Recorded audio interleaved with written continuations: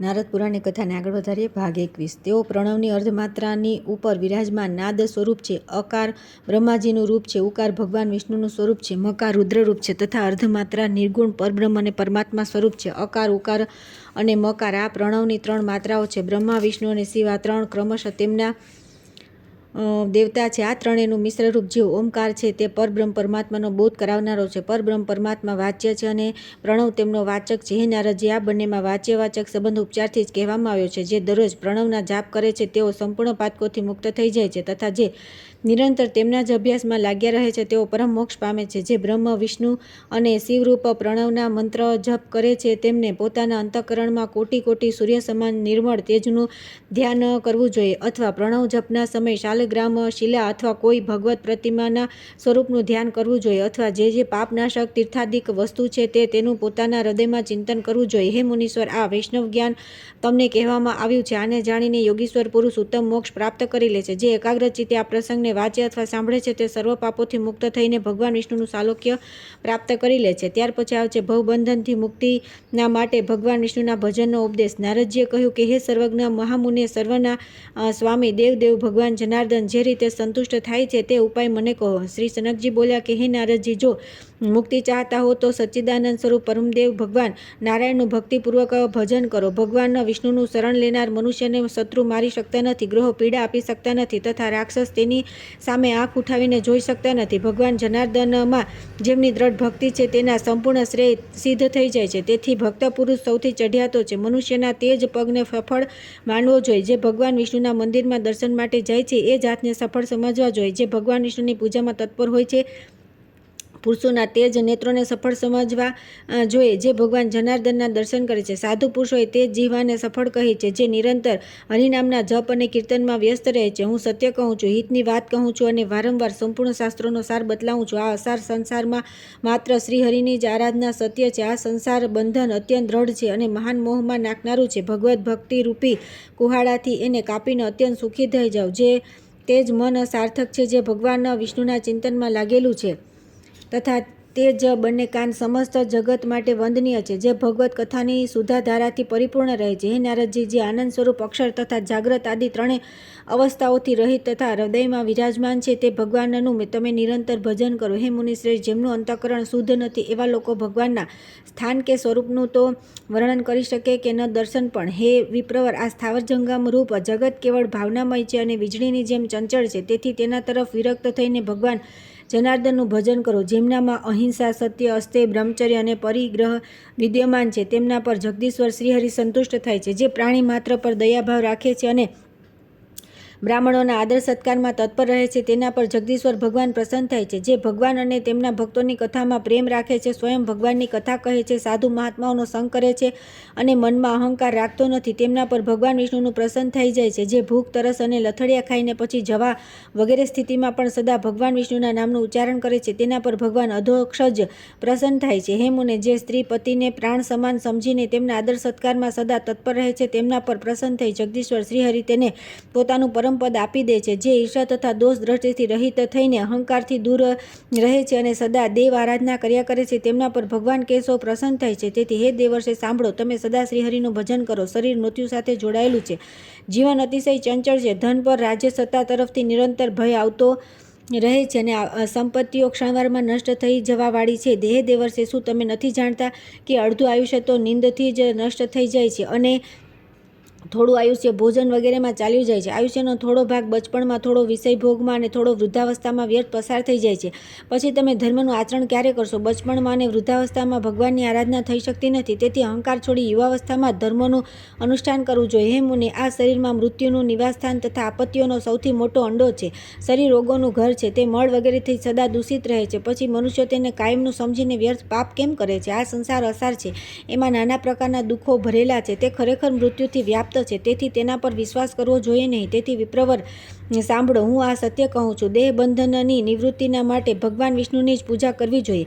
અભિમાન અને લોભ છોડીને કામ ક્રોધ રહિત થઈને સદા ભગવાન વિષ્ણુનું ભજન કરો, કેમ કે મનુષ્ય જન્મ અતિ દુર્લભ છે. હે સતમ, મોટાભાગના જીવોને કોટી સહસ્ત્ર જન્મો સુધી સ્થાવર વગર યોનિમાં ભટક્યા બાદ ભાગ્યે જ મનુષ્ય શરીર મળે છે. મનુષ્ય જન્મમાં પણ દેવ આરાધનાની બુદ્ધિ, દાનવૃત્તિ અને યોગ સાધનાની રુચિ પ્રાપ્ત થવી એ મનુષ્યના પૂર્વ જન્મની તપસ્યાનું ફળ છે. જે દુર્લભ માનવ શરીર પ્રાપ્ત કરીને એકવાર પણ શ્રીહરિની પૂજા કરતો નથી, તેનાથી વધીને મૂર્ખ જળબુદ્ધિ કોણ છે? દુર્લભ માનવ જન્મ મેળવીને જે ભગવાન વિષ્ણુની પૂજા કરતો નથી, તે મહામૂર્ખ મનુષ્યમાં વિવેક ક્યાં છે?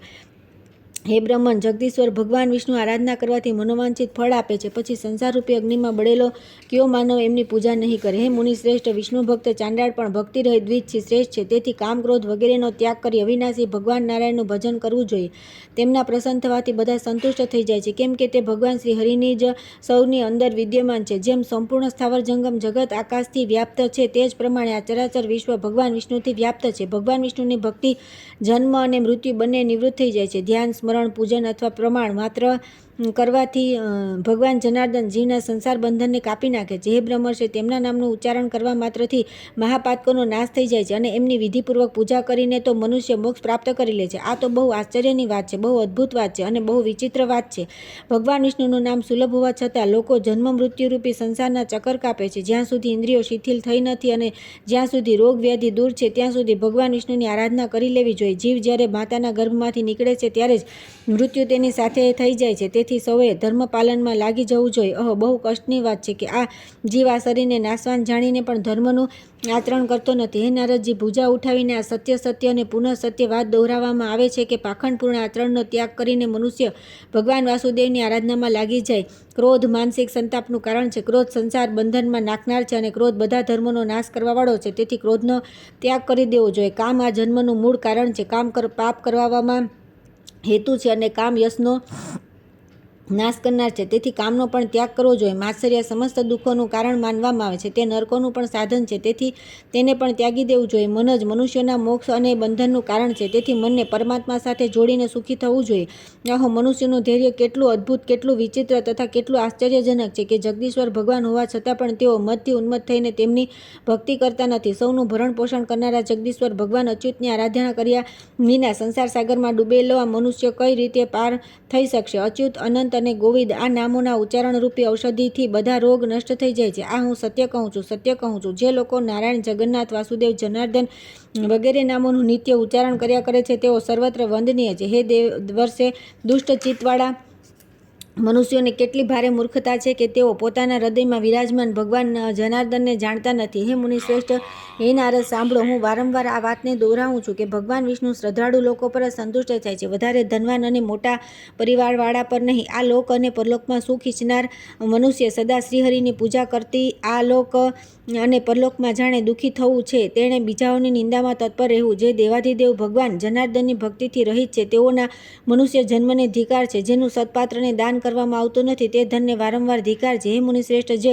શરીર ભગવાન વિષ્ણુને નમસ્કાર નથી કરતું, તેને પાપની ખાણ સમજવી જોઈએ. જેણે સુપાત્રને દાન ન આપીને જે કંઈ દ્રવ્ય ભેગું કરી રાખ્યું છે, તે સંસારમાં ચોરીથી રાખેલા ધનની જેમ નિંદનીય છે. સંસારના લોકો વીજળી જેવા ચંચળ ધડ સંપત્તિને જોઈને ઉન્મત્ત થઈ રહ્યા છે. તેઓ જીવોના અજ્ઞાનમય બંધનને દૂર કરનારા જગદીશ્વર શ્રીહરિની આરાધના કરતા નથી. દેવી અને આસુરી સૃષ્ટિથી ભેદથી સૃષ્ટિ બે પ્રકારની બતાવવામાં આવી છે. જ્યાં ભગવાનની ભક્તિ અને સદાચાર, તે દેવી સૃષ્ટિ છે, અને જે ભક્તિ અને સદાચારથી હીન છે, તે આસુરી સૃષ્ટિ છે. તેથી હે વિપ્રવર નારદ, સાંભળો, ભગવાન વિષ્ણુની ભક્તિમાં લાગેલા મનુષ્ય સર્વત્ર શ્રેષ્ઠ છે, કેમ કે ભક્તિ અત્યંત દુર્લભ છે. જે ઈર્ષા અને દ્વેષથી રહિત, બ્રાહ્મણોની રક્ષામાં તત્પર તથા કામ વગેરે દોષોથી દૂર છે, તેમના પર ભગવાન વિષ્ણુ સંતુષ્ટ થાય છે. ત્યાર પછી આવે છે વેદમાલીને જાનંતી મુનિનો ઉપદેશ તથા વેદમાલીની મુક્તિ. શ્રી સનકજી કહે છે કે હે નારદ, જેમણે યોગ દ્વારા કામ, ક્રોધ, મદ, લોભ, મોહ અને માત્સર્યરૂપી 6 શત્રુઓને જીતી લીધા છે તથા જે અહંકાર રહિત અને શાંત છે, તેવા જ્ઞાની મહાત્મા જ્ઞાન સ્વરૂપ અવિનાશી શ્રીહરિનું જ્ઞાન યોગ દ્વારા યજન કરે છે. જે વ્રત, દાન, તપસ્યા, યજ્ઞ તથા તીર્થ સ્નાન કરી વિશુદ્ધ થઈ ગયા છે, તે કર્મયોગી મહાપુરુષ કર્મયોગ દ્વારા ભગવાન અચ્યુતનું પૂજન કરે છે. જે લોભી દુર્વ્યસનમાં આસક્ત અને અજ્ઞાની છે તે જગદીશ્વર શ્રીહરિની આરાધનામાં કરતા નથી. તે મૂઢ પોતાને અજર અમર સમજે છે, પરંતુ વાસ્તવમાં મનુષ્યોમાં તે કીડા જેવું જીવન વ્યતીત કરે છે. જે વીજળીના લીસોટા જેવી ક્ષણવાર ચમકીને લુપ્ત થઈ જવાની છે તેવી લક્ષ્મીના મદથી ઉન્મત્ત થઈને વ્યર્થ અહંકારથી દૂષિત ચિત્તવાળા મનુષ્ય બધી રીતે કલ્યાણપ્રદ જગદીશ્વર ભગવાન વિષ્ણુની પૂજા કરતા નથી. જે ભગવત ધર્મના પાલનમાં તત્પર, શાંત, શ્રીહરિના ચરણાવિંદોની સેવા કરનારા તથા સંપૂર્ણ જગત પર અનુગ્રહ કરવાવાળા છે, એવા તો કોઈ વિરલા મહાત્મા જ દેવયોગે ઉત્પન્ન થઈ જાય છે.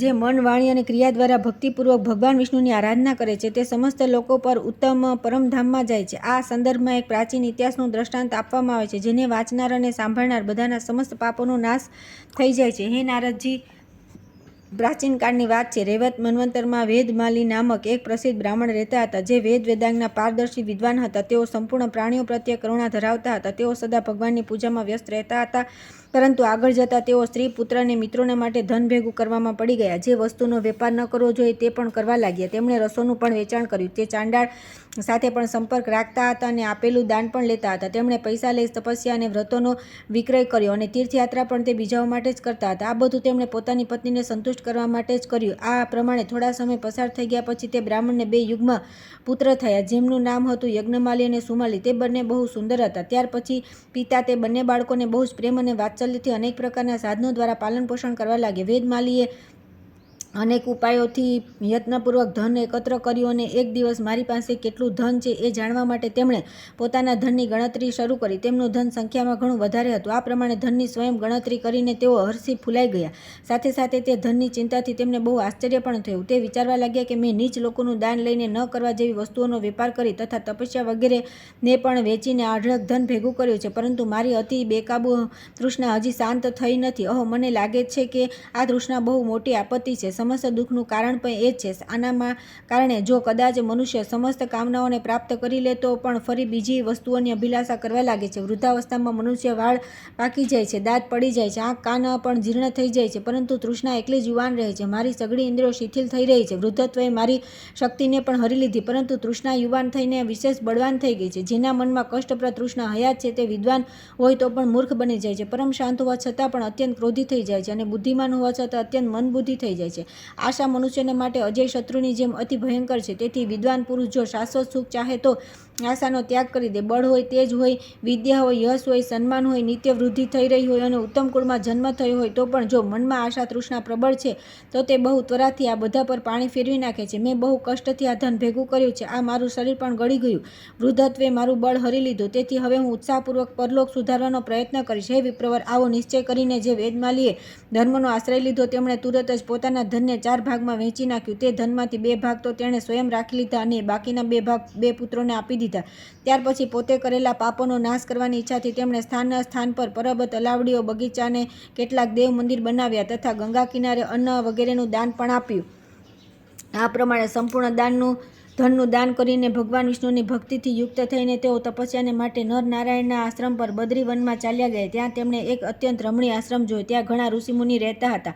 ફળ અને ફૂલથી ભરેલા વૃક્ષો તે આશ્રમની શોભા વધારી રહ્યા હતા. શાસ્ત્ર ચિંતનમાં તત્પર અને ભગવત સેવા પરાયણ તથા પરબ્રહ્મ પરમાત્માની સ્તુતિમાં સંલગ્ન અનેક વૃદ્ધ મહર્ષિ તે આશ્રમની શ્રીવૃદ્ધિ કરી રહ્યા હતા. વેદમાલીએ ત્યાં જઈને એક જાનંતી નામવાળા એક મુનિના દર્શન કર્યા, જેઓ શિષ્યોથી ઘેરાઈને બેઠા હતા અને તેમને પરમ તત્વનો ઉપદેશ કરી રહ્યા હતા. તે મુનિ મહાન તેજસ્વી લાગતા હતા. તેમનામાં શમ, દમ વગેરે બધા ગુણો વિરાજમાન હતા. રાગ વગેરે દોષોનો સર્વથા અભાવ હતો. તેઓ સૂકા પાંદડાનો આહાર કરતા હતા. વેદમાલીએ મુનિને જોઈને પ્રણામ કર્યા. મુનિ જાનંતીએ કંદ, ફળ, મૂળ વગેરે સામગ્રીઓ દ્વારા નારાયણ બુદ્ધિથી અતિથિ વેદમાલીનું પૂજન કર્યું. આતિથ્ય સત્કાર થઈ ગયા પછી વેદમાલીએ હાથ જોડી વિનયપૂર્વક મસ્તક ઝુકાવી વક્તાઓમાં શ્રેષ્ઠ મહર્ષિને કહ્યું કે હે ભગવાન, હું કૃતકૃત્ય થઈ ગયો. આજે મારા સર્વ પાપ નષ્ટ થઈ ગયા. હે મહાભાગ, તમે વિદ્વાન છો, જ્ઞાન આપીને મારો ઉદ્ધાર કરો. આવું કહ્યા પછી મુનિ જાનંતી બોલ્યા કે હે બ્રહ્મણ, તમે નિરંતર સર્વશ્રેષ્ઠ ભગવાન વિષ્ણુની ભક્તિ કરો, સર્વશક્તિમાન નારાયણનું ચિંતન કરતા રહો, બીજાઓની નિંદા ચુગલી કદી ન કરો. હે મહામતે, સદા પરોપકાર કરતા રહો. ભગવાન વિષ્ણુની પૂજામાં મન પરોવી દો અને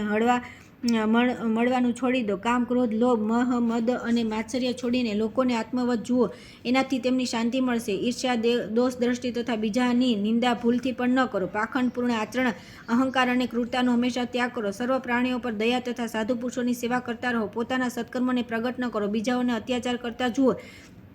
ત્યારે શક્તિ હોય તો તેમને રોકો, બેદરકારી ન રાખો, પોતાના પરિવારનો વિરોધ ન કરતા રહીને સદા અતિથિઓનું સ્વાગત સત્કાર કરો. પત્ર, પુષ્પ, ફળ, દુર્વા અથવા કૂંપળો દ્વારા નિષ્કામ ભાવે જગદીશ્વર ભગવાનની પૂજા કરો. દેવતાઓ, ઋષિઓ તથા પિતરોનું વિધિપૂર્વક તર્પણ કરો. હે વિપ્રવર, વિધિપૂર્વક અગ્નિની સેવા પણ કરતા રહો. દેવ મંદિરમાં વૃક્ષો લગાવો અને એકાગ્રતાપૂર્વક દેવ મંદિરમાં સાફ સફાઈ કરો. તેની દિવાલોમાં જરૂર હોય ત્યાં મરામત કરાવો. મંદિરમાં પ્રવેશ માર્ગને પતાકા અને પુષ્પોથી સુશોભિત કરો તથા ભગવાન વિષ્ણુના ગર્ભગૃહમાં દીપક પ્રગટાવો. દરરોજ પુરાણ કથા સાંભળો, તેનો પાઠ કરો અને વેદાંતનો સ્વાધ્યાય કરતા રહો. આ પ્રમાણે કરવાથી તમને પરમ ઉત્તમ જ્ઞાન થશે. જ્ઞાનથી સમસ્ત પાપોનો ક્ષય અને મોક્ષ પ્રાપ્તિ થશે. જાનંતી મુનિના આ પ્રમાણે ઉપદેશ આપવાથી પરમ બુદ્ધિમાન વેદમાલી તે અનુસાર જ્ઞાન સાધનામાં લાગી ગયા. તેઓ પોતાના જ ભગવાન અચ્યુતના દર્શન કરીને બહુ પ્રસન્ન થયા. હું જ ઉપાધિ રહિત સ્વયં પ્રકાશ નિર્મળ બ્રહ્મ છું એવો નિશ્ચય કરવાથી તેમને પરમ શાંતિની પ્રાપ્તિ થઈ.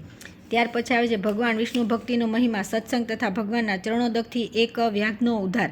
શ્રી સનકજી કહે છે કે હે વિપ્રવર, ભગવાન લક્ષ્મીપતિ વિષ્ણુના મહાત્મ્યનું વર્ણન ફરી સાંભળો. ભગવાનની અમૃતમય કથા સાંભળવા માટે કોના મનમાં પ્રેમ અને ઉત્સાહ નથી થતો? જે લોકો વિષયભોગમાં અંધ બની રહ્યા છે, જેમનું ચિત્ત મમતાથી વ્યથિત છે, તે મનુષ્યના સંપૂર્ણ પાપોનો નાશ ભગવાનના એક જ નામનું સ્મરણ કરી દે છે. જે ભગવાનની પૂજા કરતા નથી, વેદનો વિરોધ કરે છે અને ગાય બ્રાહ્મણોનો દ્વેષ કરે છે, તેઓ રાક્ષસ છે. જે ભગવાન વિષ્ણુની આરાધના કરતા રહીને સંપૂર્ણ લોકો પર અનુગ્રહ રાખીને ધર્મ કાર્યમાં સદા તત્પર રહે છે, તે સાક્ષાત ભગવાન વિષ્ણુ સ્વરૂપ છે. જેમનું ચિત્ત ભગવાન વિષ્ણુની આરાધનામાં લાગેલું છે, તેમના જન્મ જન્માંતરના પાપ ક્ષણવારમાં નષ્ટ થઈ જાય છે. પછી તેમના માટે પાપનો વિચાર કઈ રીતે આવી શકે? ભગવાન વિષ્ણુની આરાધના વિષયોમાં અંધ બનેલા મનુષ્યોના પણ સંપૂર્ણ દુઃખોનો નાશ કરનારી છે. તે ભોગ અને મોક્ષપદ છે. જે મનુષ્ય કોઈના સંગથી, પ્રેમથી, ભયથી, લોભથી અથવા અજ્ઞાનથી પણ ભગવાન વિષ્ણુની ઉપાસના કરે છે, તે અક્ષય સુખનો ભાગી થાય છે. જે ભગવાન વિષ્ણુના ચરણોદકનું એક બુંદ પણ પાણી પી લે છે, તેણે બધા તીર્થોમાં સ્નાન કરી લીધું. ભગવાનને તે અત્યંત પ્રિય હોય છે. ભગવાન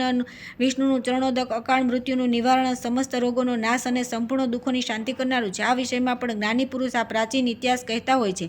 એને વાંચનાર અને સાંભળનાર સંપૂર્ણ પાપોનો નાશ થાય છે. પ્રાચીન સતયુગની વાત છે. ગુલિક નામનો એક વ્યાધ શિકારી હતો. તે પરાઈ સ્ત્રી અને પરાય ધનને હડપ કરવા સદા તત્પર રહેતો હતો. તે પરનિંદક હતો. તે નિત્ય જીવજંતુઓ માટે ભારે સંકટ ઊભું કરતો હતો. તેણે સેંકડો હજારો ગૌ બ્રાહ્મણોની હત્યા કરી હતી. નારદજી, વ્યાધોનો સરદાર ગુલિક, દેવ સંપત્તિને હડપ કરવા તથા બીજાનું ધન લૂંટી લેવા માટે તત્પર રહેતો હતો. તેણે ઘણા અનેક ભારે પાપ કર્યા હતા. જીવજંતુનો તે કાળ હતો.